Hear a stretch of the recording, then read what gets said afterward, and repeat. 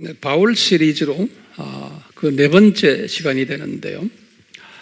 오늘은 그 바울과 아주 깊은 관계를 가지고 있는 바나바에 대해서 우리 공부를 하려고 그래요.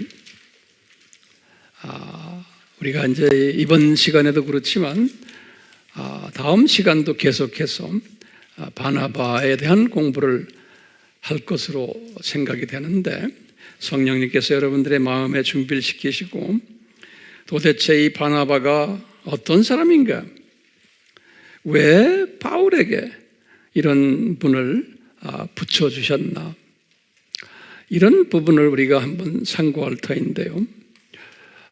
이 부분을 상고할 때 우리가 항상 공부하고 있지만 신학적으로 큰 두 줄기가 있음을 우리가 항상 배워왔어요. 하나님의 주권 예정론적 줄기와 또 인간의 자유의지의 중심되는 인간 책임론적 접근 방법, 알메니언주의라고 그러죠. 이 두 접근 방법 중에서 우리는 주권적, 하나님의 주권적 예정론적 차원에서 말씀을 공부하고 있고, 이와 같이 오늘도 이 바나바의 스토리를 이런 차원에서 우리가 오늘 좀 섭렵해 보려고 그래요. 우리가 이제 바울을 이야기할 때 바울을 왜 부르셨나? 이제 이런 질문을 우리가 한번 던져요. 나중에 바울도 깨달았지만 예레미야서 1장 5절에 우리 항상 기억하시죠? 예레미야도 나중에 깨달았지만 예레미야 당시는 이 바벨론 포로 때예요. 근데 예레미야에게 말씀 주신 거예요. 너는 이 바벨론 포로 사건을 내가 디자인을 해놓고 지금 그 디자인이 지금 일어나고 있는 이때 너를 선지자로 내가 뽑았는데, 이것은 네가 네 어머니 태 형성되기 전에 이미 내가 너를 예정했단다. 그런 말씀을 예레미야서 1장 5절에 말씀하셨어요. 이 말씀이 굉장히 중요한 말씀이에요. 이런 말씀을 바울도 깨닫고, 아하, 내가 내 어머니의 태중에 형성되기 전에 내가 1세기 때 로마 제국을 복음화하는 사역자로 내가 이렇게 선택을 받았구나라는 것을 바울도 깨달았어요. 그래서 이것을 갈라디아서의 1장 15절에 말씀하셨어요. 본인이 깨닫고. 이런 측면에서 볼 때 이 바나바도 마찬가지예요. 바나바도 우연히 나타난 분이 아니고 하나님의 큰 그림 속에서, 큰 디자인 속에서 바나바를 예정하시고 때가 되어서 이 바울을 만나게 하는 이런 큰 그림을 오늘 한번 같이 보았으면 하는 그런 소원으로 제가 이 자리에 오늘 섰어요. 그렇기 때문에 우리는 이 숲을 보는 연습을 하셔야 돼요.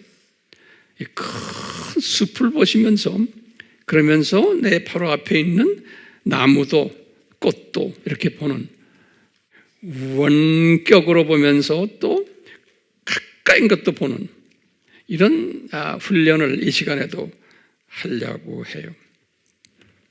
자, 이 바울을 부르셨던 목적이 뭐예요? 그 뜻이 뭡니까?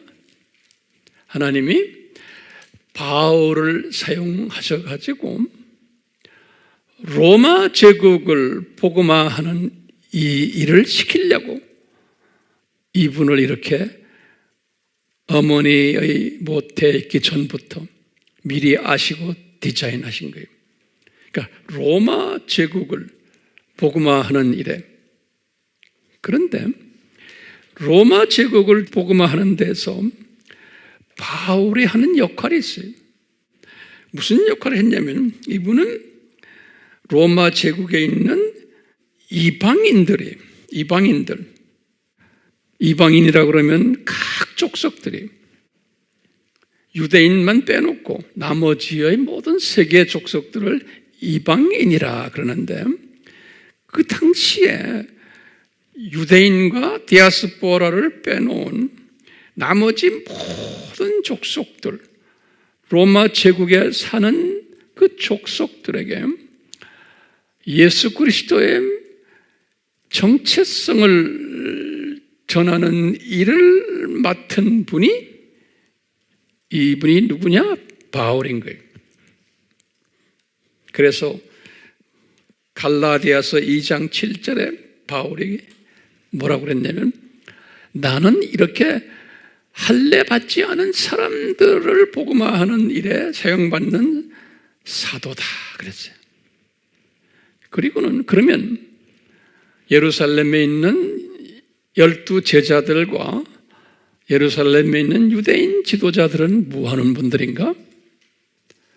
그분들은 바울과 사명이 달랐어요.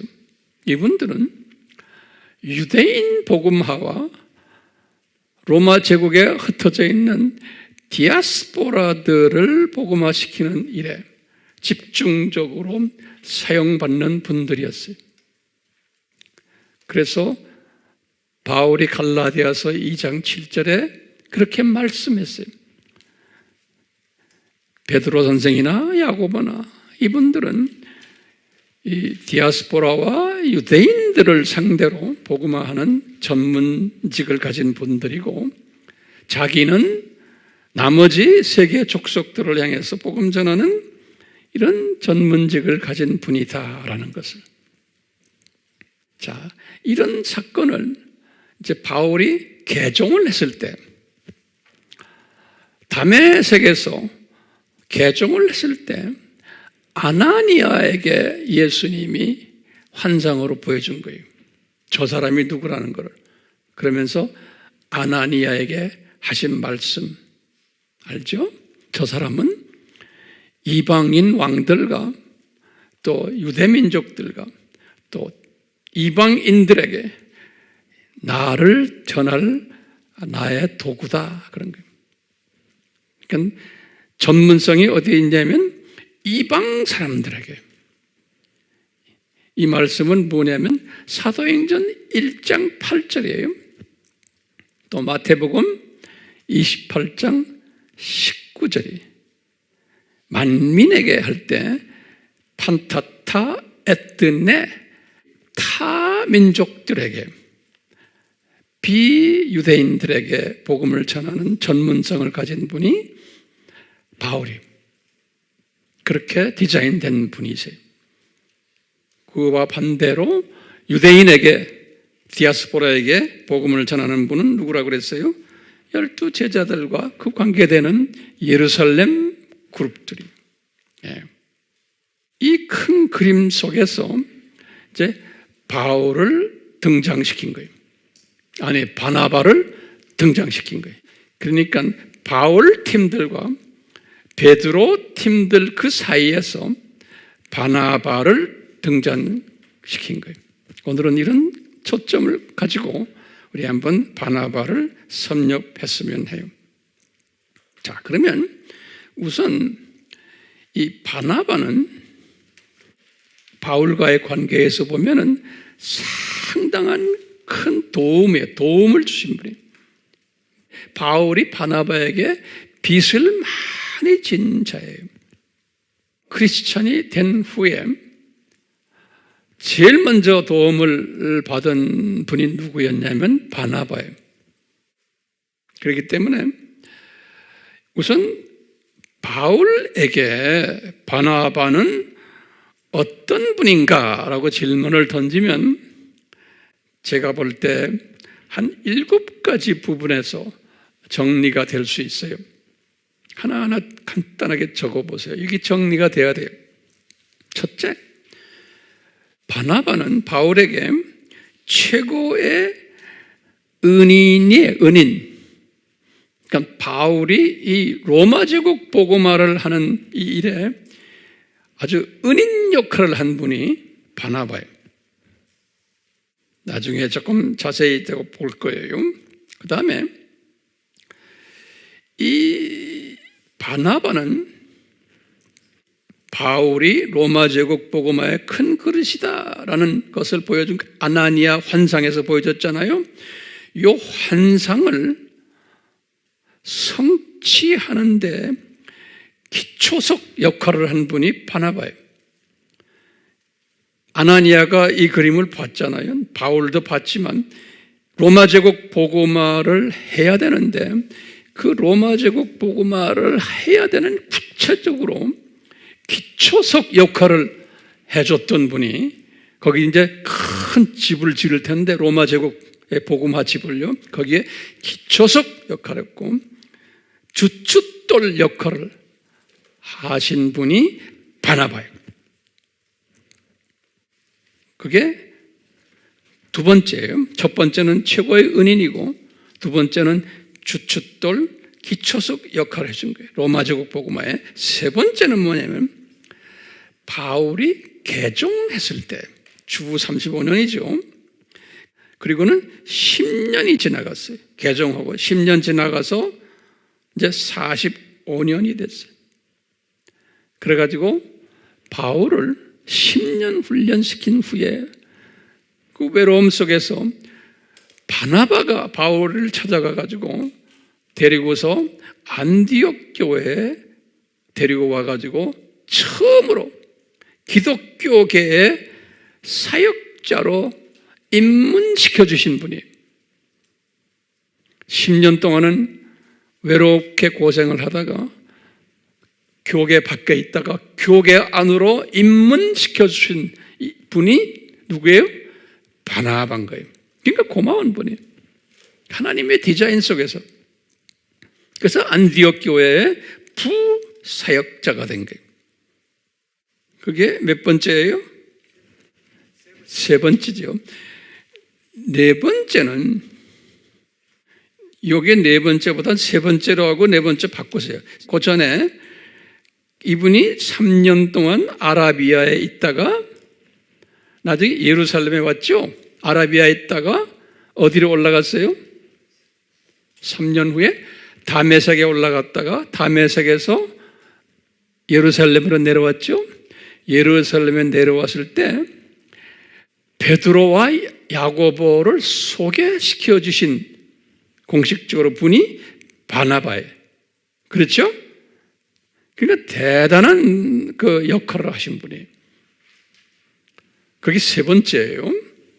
네 번째는 이제 고향에 가가지고 이제 7년을 있다가 외롭게 이제 개종 10년 후에 처음으로 바나바에 의해서 교계에 입문하는 안디옥 교회의 부사역자로 그 일도 누가 했어요? 바나바가 한 거예요. 신기해요. 하나님께서 이 훌륭한 분을 이렇게 사용하셨어요.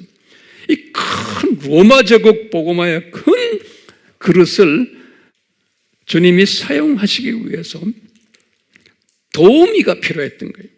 그 도우미가 지금 바나바라는 것을 제가 지금 강조를 하기 위해서 그러는 거예요. 그러니까 항상 누구든지 여러분들 개인적으로도 저도 마찬가지고 항상 바나바 같은 사람을 꼭 붙여주세요. 혼자 못하게 하세요. 혼자 하면 교만해지고 또 혼자 할 수 없어요. 인간은 나약성이 있고 한계성이 있기 때문에 혼자 못해요. 항상 옆에 바나바를 붙여주세요. 바울도 지금 그런 모습 우리가 하는 것을 보게 돼요. 다섯 번째는 이 바나바를 통해서 이제 교회사에서 처음으로, 교회 역사에서 처음으로 바나바와 같이 이방 선교사로 임명받아요. 바울이. 바나바와 같이. 그게 1차 선교 여행이죠. 예. 그래서 우리가 아바에서도 공부하고 제가 사도행전에서도 많이 공부했지만 우리가 다음 시간에 좀 공부하겠지만 그 다음에 6번째로 바나바가 선교지에 가가지고 리더십을 바울에게 넘겨주는 거예요. 기가 막힌 사람이에요. 리더십을. 그래서 바울이 자기도 모르게 선교 지도자가 된 거예요. 이방 선교의 지도자가 된 거예요. 바울이 1차 선교 여행 때 이미. 그리고는 7번째로 마지막으로 이제 1차 선교 여행이 끝나고는 다시 기원해가지고 있을 때 바울이 가르쳤던 1차 선교 여행 때 여러 바울 신학들이 있었어요. 이것에 대한 논쟁들이 있었을 때 이 12 제자들도 그 논쟁 속에서 바울을 좀 의심스러워했어요. 바울 신학에 대해서. 그래서 예루살렘 총회를 한 것, 주 49년이죠. 그래서 바나바가 예루살렘 총회를 하기 위해서 바울을 데리고 12 제자들 앞에 모시고 간 거예요. 바나바가.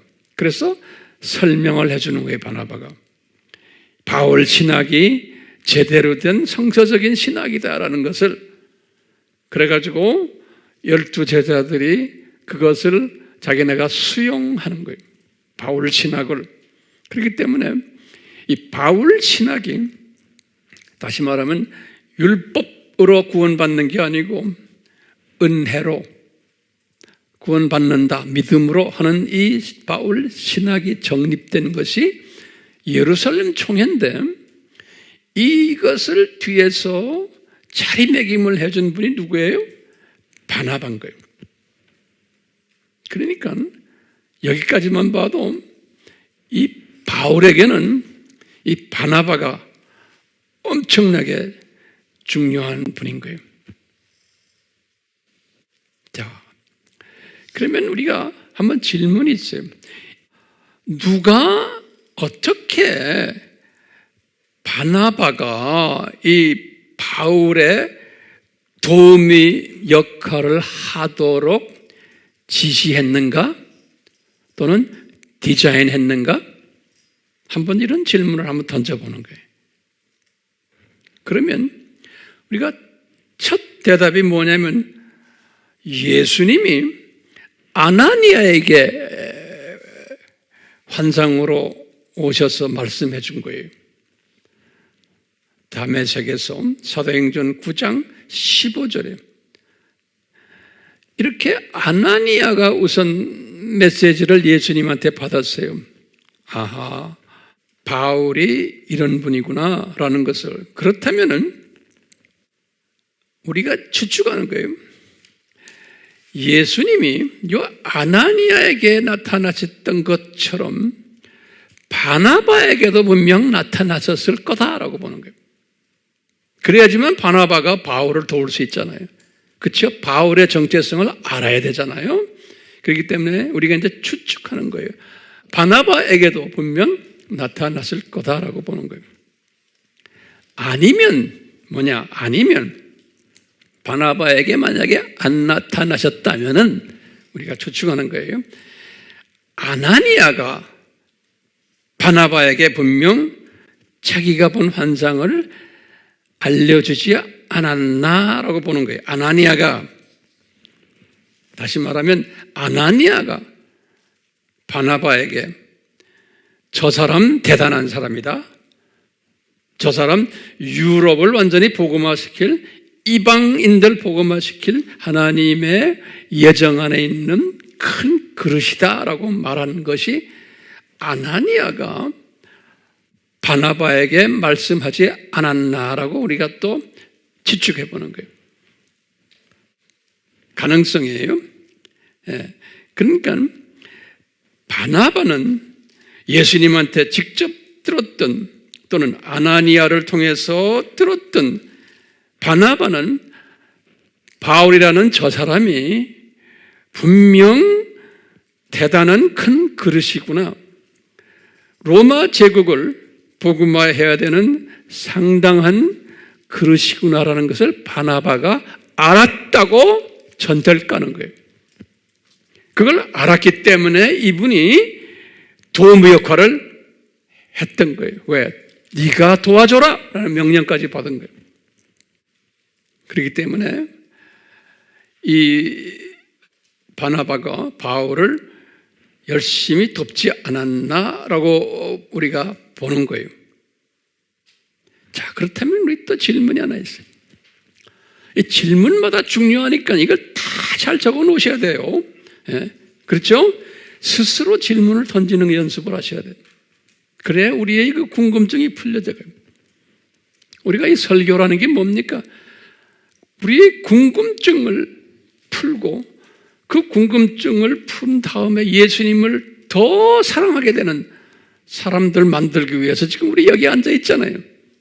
지식을 쌓기 위해서 아니잖아요. 그리고 예수님을 더욱 사랑하면서 지금 내 이 세대에 그럼 내가 어떻게 살아야 되느냐? 이것을 깨닫게 하기 위해서 지금 우리가 지금 이 말씀 공부하는 거예요.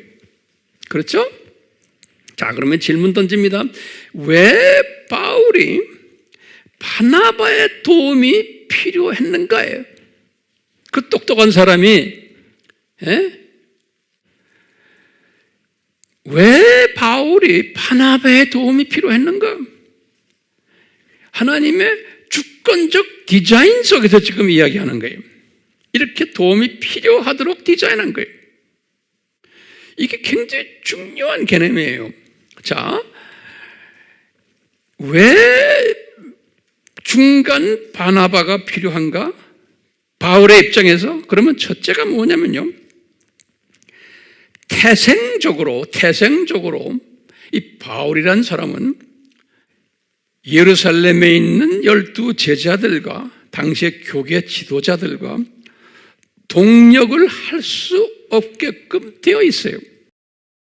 태생적으로 동력을 해야 되는데, 왜냐?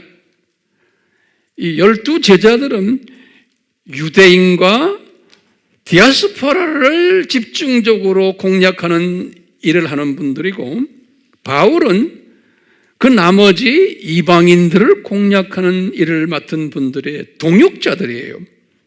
로마 제국을 복음반을 하려면 이 두 팀이 동력을 해야 돼요. 그런데 태생적으로 바울이 이 예루살렘 팀들과 동력할 수 없게끔 되어 있어요. 그게 문제인 거예요. 하나님이 그렇게 만들어놨어요. 그럼 어떤 부분에서 동력을 못하냐? 왜 동력을 못하느냐? 첫 번째, 이 바울이라는 사람이, 바울과 사울이 같은 이름이니까 그렇게 아시고요, 이 바울이라는 사람이 예루살렘 개척교회에 한참 성장할 때 스데반이 집사를 순교시킨 장본인이 바울이, 사도행전 7장 58절에, 그러니까 예루살렘 교회를 어지럽혀 놓은 장본인이, 그뿐 아니라 두 번째로 그 교회 교인들 집집마다 방문 다니면서 예수님 못 믿게 핍박했던 사람이에요. 뿐만 아니라 그것 때문에 예루살렘 교회를 다 흐트러버린, 사도행전 8장 1절에서부터 3절에 그 이야기가 나와요. 그래서 이분들이 약 한 2만 명의 교인들이 흐트러져 가지고 어디까지 흐트러졌냐면 유대 지방과 사마리아와 시리아 지방과 터키 전역으로 흐트러버린, 교회를 풍지박산 만들어 놓은 장본인이 누구예요? 바울인 거예요. 그러니까 바울에 대한 감정이 엄청 나쁜 거예요. 이 예루살렘 팀들이 볼 때는 동력할 수 있는 사람이 아니에요. 그런데 하나님의 입장에서 보면, 예수님 입장에서 보면 예루살렘 팀들이 가지고 있는 약점들이 있어요. 뭐냐면 자민족 중심적인 사상이 있어요. 그리고 타민족과 관계하지 않는 유대민족 우월 사상이 있어요.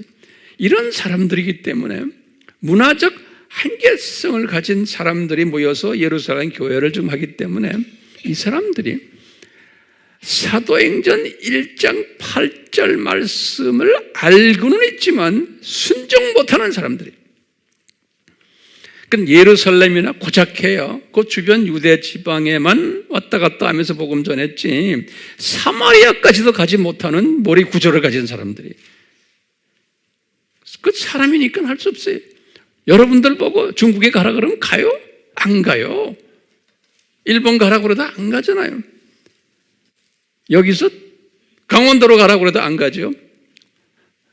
그런 게 우리 사람이에요. 그렇기 때문에 12제자들, 예루살렘 팀들이 가지고 있는 문화적 그런 한계성을 가지고 있는 걸 알기 때문에 인위적으로 강제로 저 땅까지 흐트러 버려야 돼요. 예수님의 디자인이었어요. 그래서 강제로 흐트러는데 누구를 사용하셨어요? 바울을 사용하신 거예요. 그렇기 때문에 바울은 주님의 뜻을 향해서 지금 하는 거예요. 바울도 그냥 그 뜻은 모르고 그냥 자기가 한 것뿐이에요. 이것 때문에 지금 태생적으로 이 예루살렘 팀들과 바울 팀은 관계가 아주 나쁜 관계. 서로가 같이 일할 수 없는 관계예요. 네. 그뿐 아니라 또 어떤 관계가 있냐면 바울이라는 사람은 금수저 출신이에요. 가말리엘의 제자고 소위 인테리 금수저 출신인데 반대로 예루살렘 팀들은 금수저의 반대 주저가 뭡니까? 흙수저예요. 흙수저. 뭐 다는 아니지만 일반적으로. 그렇기 때문에 이 수저가 다른 거예요. 문화적, 교육적, 사회적 배경이 다른 사람들이에요. 하나님이 그렇게 디자인을 해 놓으셨어요. 그렇기 때문에 바울은 이방 민족을 섬기는 복음화하는 로마 제국 안에서의 전문가로 하나님이 디자인해 놓으시고, 요 예루살렘 팀들은 유대인들과 많아야 디아스포라들을 복음화시키는 전문가 그룹으로 이렇게 만들어 놓으신 거예요. 그런데 전문성이 두 팀이 다 있는데 이것이 하나가 되지 못하는 거예요. 왜냐하면 이런 그 태생적 아픔을 서로가 가지고 있기 때문에 그런 거예요. 하나가 되지 못하는 거예요. 그래서 이 하나로 만드는 일을 언젠가는 누구를 통해서 하셔야 돼요. 주님께서 로마 제국 복음화를 지키려면. 그렇기 때문에 누구를 사용하셨나? 누구를 사용하실 것 같아요? 바나바라는 사람을 하나님이 아예 만들어낸 거예요. 예정적으로. 내가 지금 하나님의 주권 속에서 예정적으로 바나바라는 사람을. 네. 그래서 먼저 이 바나바라는 사람은 예루살렘 팀들하고는 관계가 좋은 사람이에요. 예루살렘 팀들하고는. 그런데 누구하고 관계가 안 좋아요? 바울하고는 관계가 본래 안 좋은 사람이었어요. 왜냐? 바나바도 예루살렘 교회 출신이에요. 그렇기 때문에 이 바나바를 이 관계성을 좋게 하기에는 중간 화평케 하는 사람으로 만들기 위해서 바울과 좋은 관계가 되도록 하나님이 바울과의 관계를 좋게 만들기 위해서 하나님이 미리미리 다 예비하셨어요. 기가 막히게. 그래서 그 예비를 지금 보시면 첫 번째 뭐냐면 환경적으로 예비를 하셨어요. 이 모든 오늘 공부하는 이 내용들을 우리가 우리의 삶 속에 그대로 적용하고 오늘날 우리가 세상 돌아가는 이런 거하고 다 적용하는 연습을 하셔야 돼요. 첫 번째 뭘 예비하셨어요? 환경적으로 바울과 바나바가 공통 문화 속에서 서로 살도록 예비하셨어요. 그래야지만 이게 하나가 될 수 있는 중요한 그 계기가 되거든요. 그러면 보시면 첫 번째 공통 문화권으로 태어나게 하신 거예요. 어떻게 했냐? 첫 번째 유대인이라는 공통 분모가 있었어요. 그리고 유대 종교를 믿는 공통 분모가 있어요. 그런데 바울은 이 안에서 베냐민 지파예요. 빌립보서 3장 5절에 그랬어요. 바나바는 어떤 지파냐? 사도행전 4장 36절에 딱 보면은 성경은 전부 해답이 있어요. 무슨 지파로 되어 있냐면 바나바는 레위 지파로 되어 있어요. 제사장 지파예요. 그러니까 누가 더 센 분이에요? 레위 지파가 더 센 분이에요. 그러니까 바나바가 더 센 팀에 속해 있어요. 그렇지만 두 분 다가 유대 종교를 열심히 믿었던 공통점이 있었어요. 두 번째 공통 문화권에 뭐가 있냐면 두 분 다가 유대인이지만 디아스포라 출신들이었어요. 두 분 다가 하나님께서 이렇게 다 디자인하셨어요. 디아스포라인데 동일 지역에서 디아스포라 삶을 살게 했어요. 같은 지역에서. 바나바는 구브로에서 태어나게 했어요. 구브로에서. 사도행전 4장 36절에 보면 구브로 출신이다 그랬어요. 사도행전 4장 36절에 제가 성경 구절을 하나하나 드리는 것 다들 잘 적고 계시죠? 바울은 어디 출신이에요? 구브로에서 쭉 위로 올라다보면 길리기아 지방에 가장 가까운 동네, 거기 길리기아의 다소라는 도시에서 태어나게 하고 거기서 자라났어요. 사도행전 22장 3절에 보면은 그렇기 때문에 같은 디아스포라이지만 이 두 분이 공통점이 있어요. 동양 사람들이. 저도 디아스포라 출신 중에 하나지만 미주 지역의 디아스포라하고 오세아니아 지역의 디아스포라하고 유럽이나 일본 디아스포라, 중국 디아스포라 다르잖아요. 같은 디아스포라인데 같은 지역에 있으면 더 가까운 게 있어요. 똑같아. 그러니까 하나님이 다 그렇게 디자인하신 거예요. 세 번째 공통적으로 디자인시킨 게 바나바와 바울을 두 분 다가 금수저 출신으로 만들어놨어요. 금수저 출신은 고등교육을 받고 부모님들도 다 금수저 출신들. 디아스포라 중에서. 우리가 이것을 어떻게 아냐면요. 바울에 대해서는 우리가 다 알고 있지만 바나바에 대해서 잘 보세요. 바나바를 보면은 바나바는 이분이 디아스포라이지만 바울처럼 예루살렘에 와서 공부를 한 것 같아요. 바나바도. 그리고는 바나바는 예루살렘에 부동산이 많았어요. 그 집안이. 그래서 나중에 이제 이분이 개종해가지고 부동산의 일부를 팔아가지고 헌금한 이야기가 나와요. 사도행전 4장 37절에. 그뿐 아니라 바나바의 여동생이 누구냐면 마가의 어머니.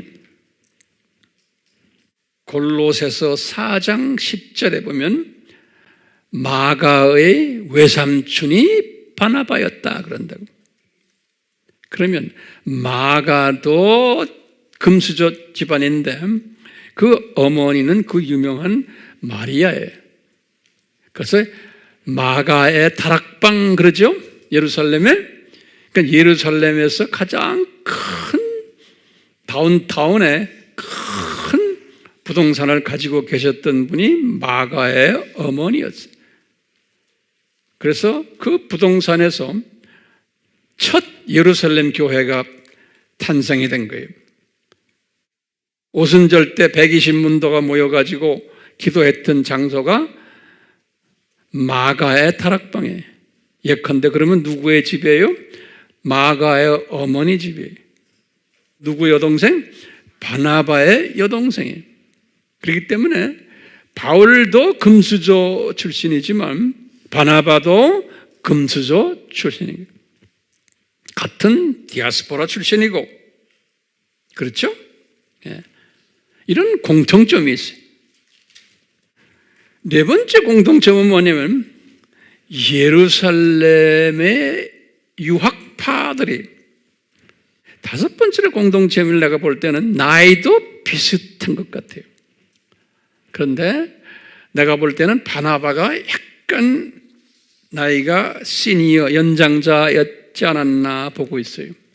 그러니까 바울이 항상 그분을 이렇게 높였던 걸 보면, 자, 지금 바나바와 바울과의 공통점을 제가 지금 이야기하고 있습니다. 그래야지만 바울이 바나바와 관계를 맺을 수 있고 바나바도 바울과 관계를 맺을 수가 있어요. 그렇기 때문에 우리도 항상 같은 고향 출신, 같은 지방 출신, 같은 학교 출신, 그게 나쁘지 않아요. 성서에서도 보면요, 우리 인간은 그런 걸 사용을 하세요. 우리 인간은 그런 그 문화적인 한계성을 가진 존재들이기 때문에 그래요. 자, 이런 속에서 환경적으로 보면 또 뭐가 있냐면 공통 종교인으로 만들어놨어요. 다시 말하면 기독교인으로 만들어놓은 거예요. 이 두 분을. 그럼 바나바가 그럼 언제 기독교인이 됐나? 내가 볼 때는 오순절 다락방에서 120명 중에 한 분이 바나바였을 거로 저는 보고 있어요. 그러니까 바나바는 오리지널 기독교인이에요. 그렇기 때문에 바울은 한 5년 후거든요. 주 30년에 이제 예루살렘의 교회가 만들어졌잖아요. 바울은 언제 개종했어요? 35년이니까 5년 후에, 그러니까 한 5년 차이가 나요. 기독교 역사를 보면. 네. 그렇지만 이런 공통점이 있기 때문에 바울과 바나바가 서로가 가까워질 수 있는 배경이 되지 않았나. 게다가 바나바는 피스메이커 역할을 할 수 있는 게 뭐냐면, 요 예루살렘 팀들의 12 제자는 아니지만 바나바는 12 제자들을 뒤에서 딱, 이런 말 하면 좀 이상하지만 컨트롤하는 분이에요. 요 바나바가 뭘로 컨트롤하느냐? 집안이 이 12 제자들의 자금을 대는 집안이에요. 마리아가 건물도 됐어. 그 다음에 바나바가 땅도 팔아가지고 그 2만 명의 그 교인들, 가정교회들을 뒤에서 헌금으로 보태주는 이런 일들을 하기 때문에 베드로보나 야고보는 예수님의 육신의 동생 야고보예요. 또는 요한이나 이런 사람들은 예루살렘에서 그렇게 재력을 가지고 있는 분들이 아니잖아요. 그렇기 때문에 이분들은 마리아와 바나바가 뒤에서 절대적으로 필요하도록 하나님이 이렇게 디자인하신 거예요.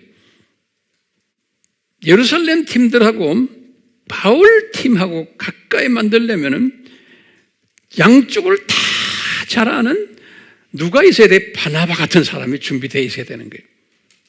그래서 바나바가 중간에서 피스메이킹 할 수 있는 이 역할을 할 수 있었어요. 우리 삶 속에서도 똑같이 이런 원칙이 적용이 돼요. 이뿐 아니라 두 번째 예비된 거예요. 저는 환경적인 측면에서 지금 바나바를 이렇게 예비했다 그러고요. 두 번째로 환경적 측면 말고 이제 인격과 성품적 측면에서 바나바를 피스메이커로. 피스메이커는 그러면 그 누구와 누구 사이예요? 예루살렘 팀과 바울 팀이에요. 피스메이커로. 로마 제국 복음화를 위해서 그러는 거예요. 어떤 개인적인 이해관계 때문에 그러는 게 아니에요. 어떻게 바나바가 인격적으로 성품적으로 이런 일을 할 수 있게끔 하냐? 성서에서 다 가르쳐요. 사도행전 11장 24절에 이걸 가르쳐요. 뭐냐면 바나바는 그러면서 성서에서 그러니까 하나하나가 보면 아주 중요한 정보들이 숨겨져 있어요. 성령님이 누가에게 다 가르쳐줬어요. 바나바는 어떤 사람이냐? He is a good man 그랬어요. 다시 말하면 저 사람 선한 사람이야. 착한 사람이야. 어떤 번역은 한국말로 착하다 또는 어떤 성경은 선하다. good man. 예. 이게 엄청난 의미를 가지고 저 사람 괜찮은 사람이야. 이 말은 뭐냐면 저 사람 쓴뿌리가 별로 없는 사람이야. 또는 본성이 착한 사람이야. 또는 본성이 깨끗한 사람이야. 또는 좋은 부모 밑에서 좋은 가정 환경 속에서 쓴뿌리를 많이 가지지 않고 자라난 사람이야. 이렇게 우리가 재해석을 할 수 있죠. 예. 그렇기 때문에 이 사도행전 11장 24절에 그랬어요. 저 사람은 good man. 그래놓고 거기다 또 이어서 뭐냐면 성령 충만한 사람이야 그랬어요. Full of the Holy Spirit 그랬어요. 그러니까 이 바탕이 마음이 깨끗하니까 성령 충만해지는 것은 쉬운 거예요. 성령 충만한 사람이야. 뿐만 아니라 믿음이 충만한 사람이야. 또 이렇게 표현했어요. 세 가지예요. 선한 사람이다. 성령 충만하다. 믿음이 충만한 사람이야. 그렇기 때문에 이 사람은 대인 관계가 좋았던 사람이에요. 사도들과의 관계도 좋았고 예루살렘 교회 교인들과의 관계도 좋았고 항상 화평케 하는 일을 했고 항상 긍정적인 이야기만 해줬던 사람이어서 그 예루살렘 교회 안에서 그래서요 사도행전 4장 36절에 아주 기가 막힌 말씀을 했어요. 사도행전 4장 36절에 누가가 뭐라고 표현했냐면 사도들이 다시 말하면 베드로나 야고보나 요한이나 이 사도들이 바나바를 보고 뭐라고 그랬냐면 저 사람 이름을 우리가 바꿔주자. 본래 이름은 요새라는 이름이에요. 요새 4장 36절에 그렇게 써 있어요.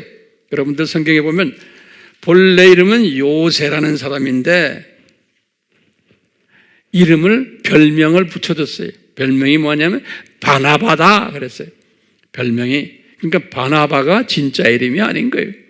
그러니까 바나바다 그래놓고 우리 한국 성경에도 그렇고 원어에도 보면 가로를 딱 쳐놓고 바나바가 무슨 뜻인지라고 딱 설명해놨어요. 성경에. 그게 뭐냐면 son of comfort. son이란 거 아들이 위로해주는 아들이다. 또는 the son of encouragement. 격려하는 아들이다. The son of peacemaker. 화평케 하는 아들이다. 그러니까 저 양반만 가면은 싸움이 다 없어져 버려요. 저 양반만 가면 화평케 되고 분위기가 좋아져. 그러니까 제자들이 이 사람이 이런 별명을 붙여준 거예요. 예. 문제 해결사인 거예요. 문제 해결사. 그렇기 때문에 이 사람 바나바 왜 준비시켰어요?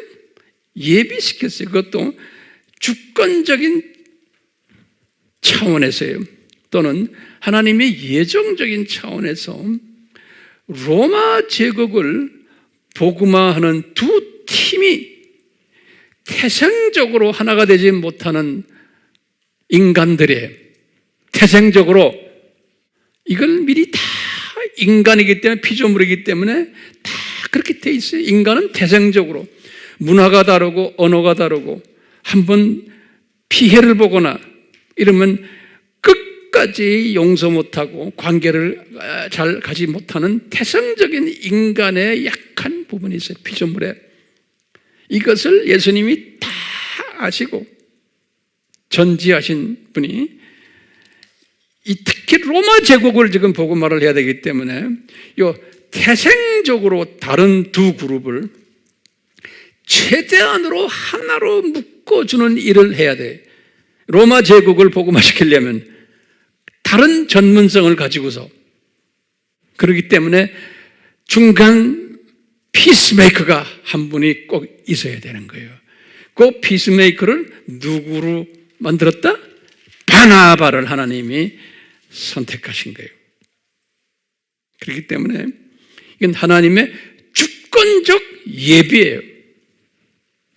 우연이 아닌 거예요. 자, 제가 이제 결론적인 질문이 하나 있어요.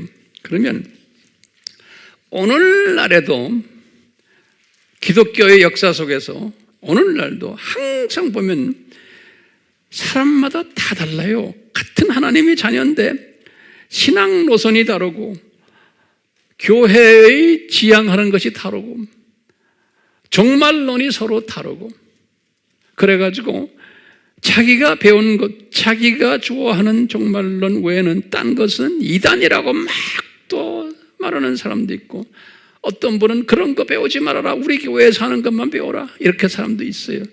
그건 당연히 그런 사람이 있게 돼 있어요. 인간의 약한 부분에 지가 아는 것 외에는. 그러니까 교단이 이렇게 많은 거예요. 전 세계의 교단이 약 한 지금 3만 개 정도 돼요. 교단이. 예. 그건 하나님께서 그 교단을 보면서 인간은 이런 문화와 정치와 환경 속에 지배를 받는 피조물인 것을 적나라하게 보여주는 게 이 교단이 많은 거고, 같은 우리나라 안에서도 교단이 많고 교리가 많고 뭐가 많고 하죠. 그래가지고 서로 다투는 거죠. 그런데 우리가 바나바를 보면서 뭘 우리가 보게 되냐면요, 우리가 아무리 이렇게 교단이 많고 교리가 많아도 예수님 안에서 지금 이 세대에 우리는 뭐 해야 돼요? 예수님의 재림을 외치는 사람들이 되어야 되거든요. 지금 우리의 이 일은 뭐냐면 예수님의 재림을 외치는 거예요. 왜? 바울 시대에는 로마 제국 복음화였어요. 오늘날은 세계 복음화를 하면서 재림 전에는 어느 정도의 세계 복음화가 되어야 된다는 것을 우리는 알고 있는 사람들이에요. 그렇기 때문에 이 세계 복음화를 위해서 예수님의 재림을 외치는 사람들은 종말론이 다르고 좀 다르더라도 서로가 주 안에서 후천년주의만 빼놓고 서로가 하나가 되는 바나바 같은 사람들이 많이 나와야 되는 거예요. 그렇기 때문에 우리 아미교회는 다른 모든 것들 다 우리가 수용해 주면서 소위 후천년주의만 수용 안 하죠? 그러면서 우리는 무슨 주의라고 그래요? 융합주의를 이야기하잖아요. 지금 전 세계적으로요, 저같이 융합 사상을 가진, 바나바 사상을 가진 사람들이 필요하고, 이런 사람들이 여기저기에서 엄청나게 많이 지금 출현하고 있어요. 그렇기 때문에 이 선교사들이 선교 나가가지고 국내에 있을 때는 우물 안에 개구리처럼 있다가 해외 나가서 한 10년 정도 살다 보면 이 융합 사상을 다 가지게 돼요. 왜? 우리가 우물 안에 개구리였구나 하는 걸 깨닫게 돼요. 예. 우리 AMI 식구들은 어떻게 돼요? 우물 안에 개구리가 아니죠. 예. 그렇기 때문에 우리는 오늘날 이 바나바 사상을 항상 가지시고서 예수님께서 이 세대에 이 바나바 사람들을 많이 예비시키신다는 것을 잊지 말아 주시고, 우리도 이 바나바 스피릿을 가진 사람이 되어야 되기 때문에 오늘 제가 이 말씀을 이렇게 정돈해 드리는 거예요. 예수님의 재림을 준비하는 사람들은 이 바나바의 사상을 가지고 있어야 돼요. 여러분들을 섬기는 이 황 목사는 항상 이런 사상을 여러분들에게 주입시키려고 애쓰는 거 아시죠?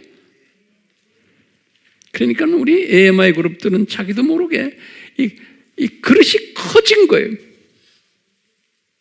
그래요, 안 그래요? 예. 이 예레미야라는 사람이요, 마지막 결론적인 말씀 성경 구절을 제가 2절을 드리려고 그래요.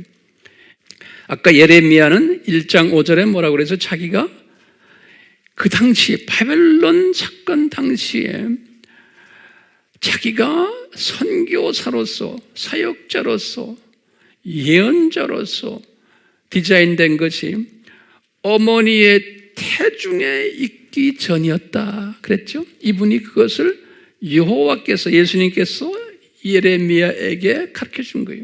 이분이 엄청난 깨달음인 거예요. 이런 참새 시각을 가지고 있다가 숲을 보지 못하고 나무만 보다가 큰 숲을 본 거예요. 예레미야가. 그러면서 예레미야에게 그러는 거예요. 예레미야야, 지금 너희 민족이 이 바벨론에 이렇게 잡혀가지고 고생하지? 이게 다 내 디자인이란다. 내 디자인이란다. 이 큰 그림을 보면서, 그러면서 예레미야가 하신 말씀, 항상 예레미야 10장 23절, 이 말씀 우리 기독교인들이 상당히 좋아하는데, 이 말씀이 큰 그림을 이해한 사람들, 예레미야 같은 사람이 이 말씀을 묵상하는 사람들이에요. 예레미야가 그러는 게, 오 주여, 인생의 길이, 우리 인생의 길이 그 사람 안에 있지 아니함을 내가 안다는 거예요. 그러니까 인생의 길은 그의 걸음을 인도하는 것이 나한테 그 사람에게 있지 않다는 거예요. 다시 말하면 내 걸음을 인도하시는 분이, 내가 지금 내 자유의지를 가지고 걸음을 걸어가지만 뒤에서 그것을 인도하고 컨트롤하고 디자인하신 분이 여호와라는 거예요. 인간 역사도 마찬가지예요. 인간 역사도 바벨론 사건에 있지만 이것도 누구의 잘잘못이 아니고 하나님의 퍼펙트한 디자인 속에서 지금 이거 일어난다는 것을 이분이 깨달은 거예요. 솔로몬도 마찬가지예요. 잠언 16장 9절에서 솔로몬도 부인을 700명, 300명 첩까지 만들고는 나중에 이분이 이것 때문에 혼쭐 났다가 나중에 깨닫는 장면에, 깨닫고는 이제 잠언을 쓰실 때 그러는 거예요. 사람의 마음에 자기의 길을 자기가 계획하나 예수님께서 그의 걸음을 인도하신다는 거예요. 그러니까 사람이 자기 자유의지를 가지고 자기가 계획하나 실제로 그 자유의지를 지배하시는 분이 예수님이라는 거예요. 그렇기 때문에 내가 디자인해가지고 내가 하는 게 아니라는 거예요. 솔로몬이 그 전에는 지혜를 받았을 때는 솔로몬이 지혜 주십시오 그래서 받았지, 이 솔로몬이 처음 가졌던 그 지혜는 내가 볼 때는 혼적인 지혜, 세상 지혜를 받은 거예요. 근데 나중에 이분이 깨닫고는 그 세상 지혜를 받고 이러다 보니까 아주 유명해지고 나중에 이분이 스스로 부패해져 버린 거예요. 그러다가 이제 회개하고는 깨닫고는 하나님의 주시는 지혜를 받았을 때는 잠언을 쓸 수 있었고 전도서를 쓸 수 있었어요. 이럴 때 이분이 깨달은 거예요. 아, 하나님의 주시는 이 지혜를 받으니까 이것은 내 자유의지를 컨트롤하는 분이 뒤에 계시구나. 그러니까 하나님의 주권 속에서 모든 것이 움직여 나가지 내가 내 의지를 내가 잘 살동해서 하는 게 아니구나. 이것을 깨달은 거예요. 그러니까 대부분의 우리 크리스천들은 내 의지 속에서 그냥 사는 거예요. 그렇지만 어느 단계까지 올라가면 하나님의 주권 속으로 이제 들어가는 거예요. 바울도, 우리가 바울 시리즈 공부하잖아요. 바울도 로마서 7장까지는 자기 자유의지에 강했어요. 그러니까 오호라 나는 공고한 자로다. 그러다가 8장에 들어오면서, 8장은 뭐예요? 이제 영적 아들이 되는데 그때부터 이분은 아하, 모든 것이 합해서 선을 이루는구나. 그러면서 이제는 하나님의 주권 속에서 이런 일이 일어나는구나.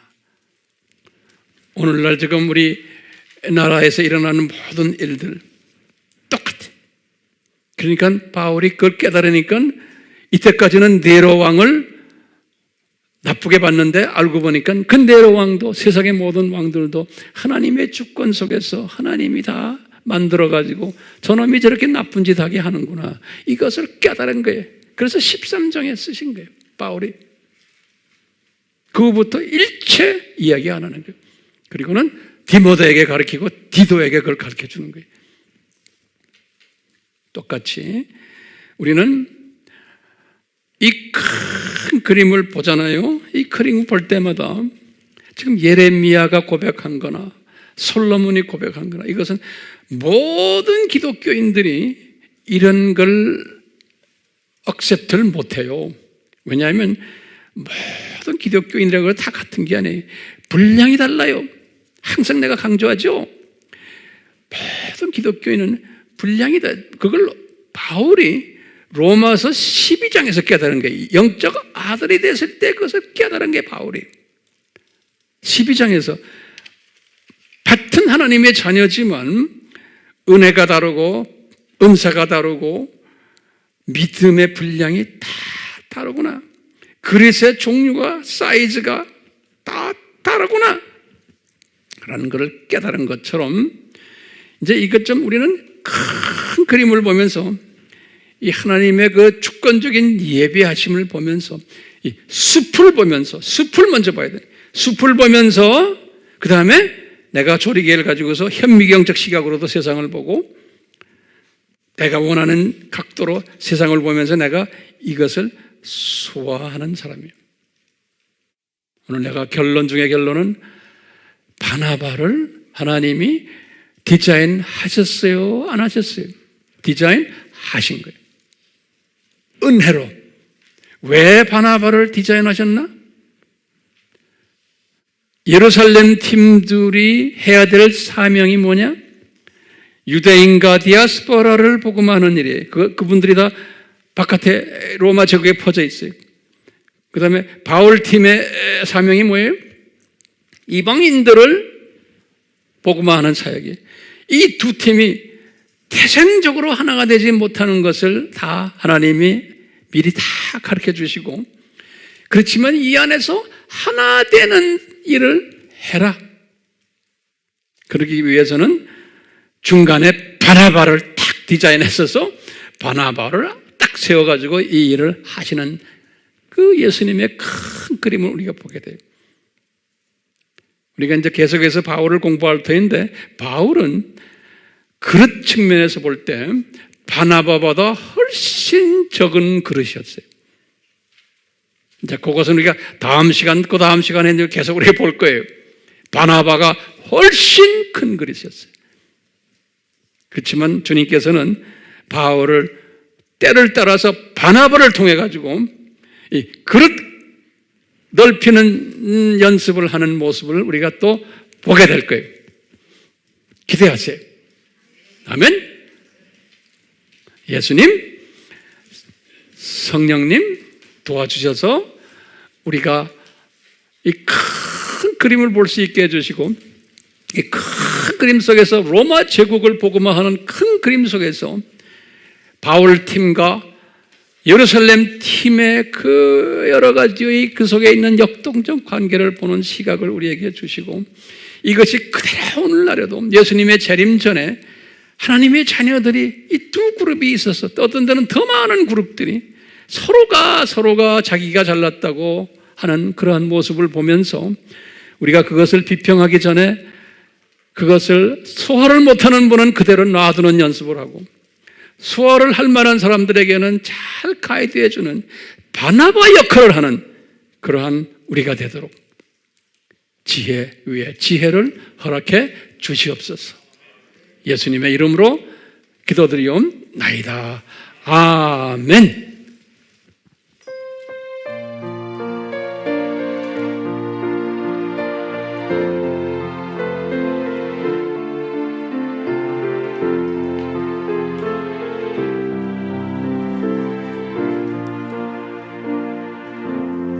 주께서 내 일을 위하시네.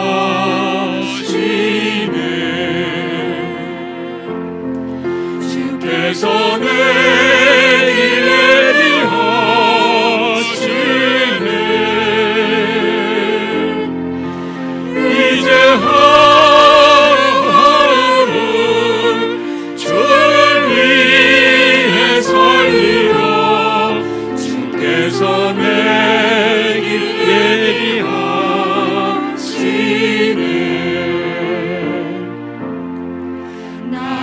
이제 주를 따라가리네.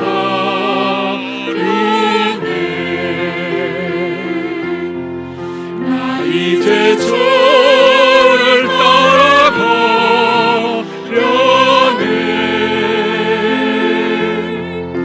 세상 죄길 버리고 생명길을 찾았네. 나 이제 주를 따라가려네.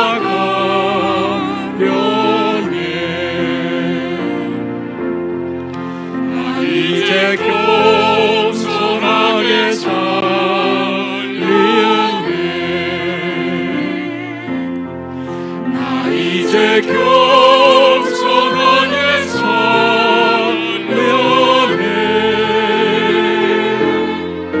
세상 죄를 버리고 생명길을 찾았네. 나 이제 겸손하게 살려네. 우리가 바나바 같은 사람 됩시다. 나 이제 기도하며 살려네. 나 이제 기도하며 살려네.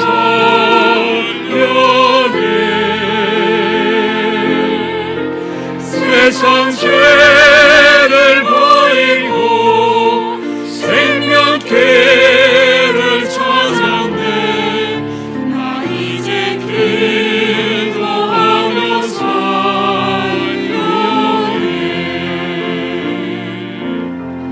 나 이제 승리하며 살려네. 바나바의 삶을 살면 승리하게 돼 있어요. 나 이제 다른 사람을 안아주는 연습은, 나와 다른 사람을 세상 죄를 버리고 생명길을 찾았네. 나 이제 승리하며 살려네.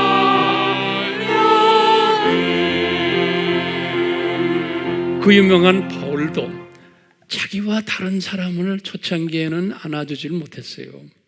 근데 이 바나바는 그랬어요. 그러니까 이런 그릇 큰 사람을 큰 바울로 만들기 위해서 붙여준 거예요. 우리가 계속해서 이 부분을 공부하게 될 거예요. 우리 삼위 하나님이요, 우리에게 이 바나바에게 주신 스피릿을 허락해 주시옵소서. 예수님의 이름으로 축원하옵나이다. 아멘.